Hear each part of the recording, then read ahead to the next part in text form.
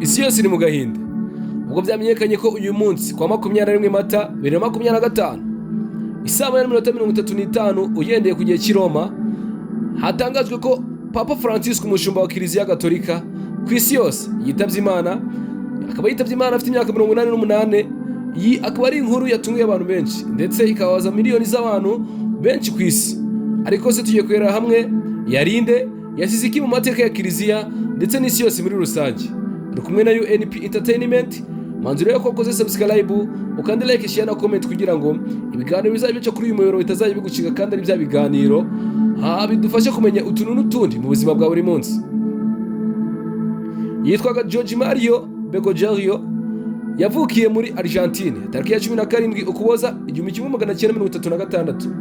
Akaba yarabaye padiri nyuma akaza kuba musenyeri kugeza ubwo muri Werurwe 2013 Kiliziya Gatolika yamutoye nka papa wa 266 asimbuye Benedicto wa 16. Uyu Benedicto wa 16 akaba yaravuyeho yeguye ndetse akaba yari papa wa mbere muri Amerika y'Epfo ndetse akaba ari nawe wa mbere mu gice cy'isi kitari Uburayi kuva mu kinyejana cya 8. Papa Francisco yarazwiho cyane nk'umuyobozi woroshye wicisha bugufi kandi wita ku bakene n'abatagira kivugira. Akaba yaragize uruhare rukomeye mu guteza imbere ubutabera, amahoro, kurengera ibidukikije no gushishikariza abantu gusenga no gukunda abandi.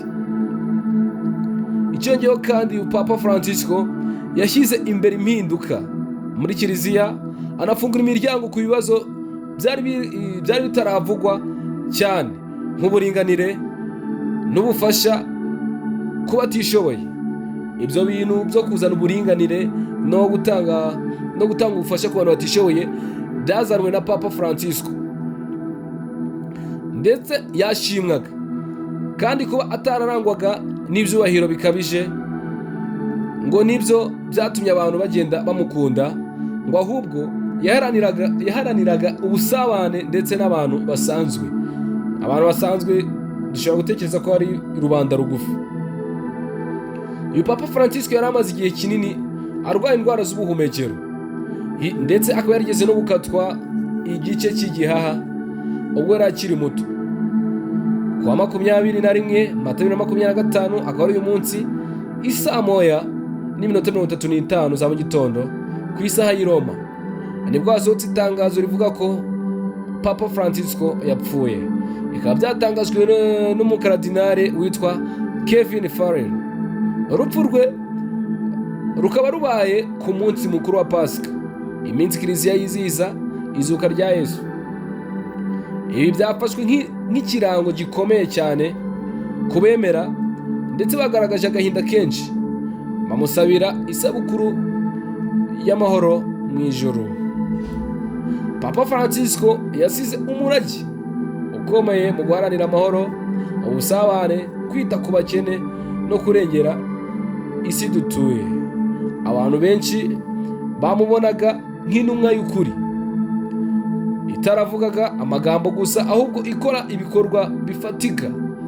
Aho kugira ngo avuge amagambo aherere mu magambo gusa, yahita agashyira no mu bikorwa, amagambo agarekeza mu bikorwa byabyo. Ubu isi yose irareba imbere. Kiliziya Gatolika igiye gutora undi mushumba, ariko umurage wa Papa Francisco uzakomeza kuramba mu mitima y'abatuye isi ndetse n'abemera. Ubutumwa yasize buzakomeza kuramba mu mitima y'abatuye isi ndetse n'abemera. Urupfu rwa Papa Francisco ni igihombo gikomeye kubemera ndetse n'abatemera, ariko amateka ye azakomeza kwibukwa nk'inkingi y'urumuri n'amahoro ku isi yose. Ese ushobora kwibaza ngo wowe niki uzajya umwibukiraho cyangwa se niki kizakirwaho ugahita wibuka Papa Francisco, umushumba wa Kiliziya ku isi yose? Dusangiza ibitekerezo muri komenti, utwandikire, utubwire, kandi niba nta mutima mubi wandike ngo rest in paradise our Papa Francisco. Turamukunda cyane, twamukundaga.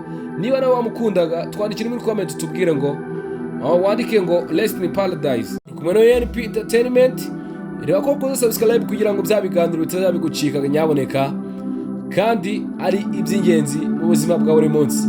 Ibiganiro nk'ibi nakagaruka. Ciao ciao.